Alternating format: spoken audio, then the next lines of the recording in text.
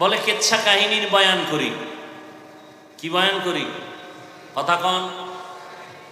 কেচ্ছা কাহিনীর যে কয় ও আউযুবিল্লাহ পারে না, আউযুবিল্লাহ।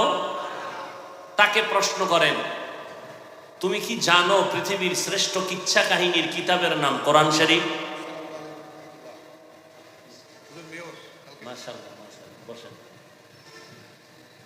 তুমি কি জানো পৃথিবীতে কিচ্ছা কাহিনীর শ্রেষ্ঠ কিতাবের নাম কি? আরে বলেন। পৃথিবীতে শ্রেষ্ঠ কিচ্ছা কাহিনীর কিতাবের নাম হাদিস শরীফ।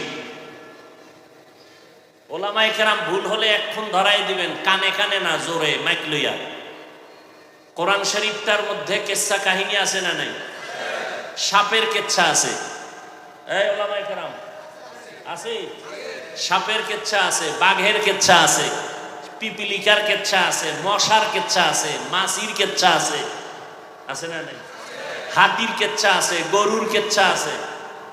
তুমি কেন বলো কিচ্ছা কাহিনী বলি? বুঝা গেল তুমি হয়তো ওলামায়ে আহলে হকের দুশমন, নয়তো তুমি ইসলামের ব্যাপারে মূর্খ।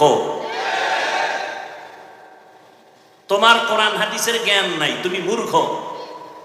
আর না হয় যদি বলো না কিছু জ্ঞান আছে, তো কেন বলো তোমার অন্তরের মধ্যে ওলামায়ে আহলে হকের প্রতি হিংসা।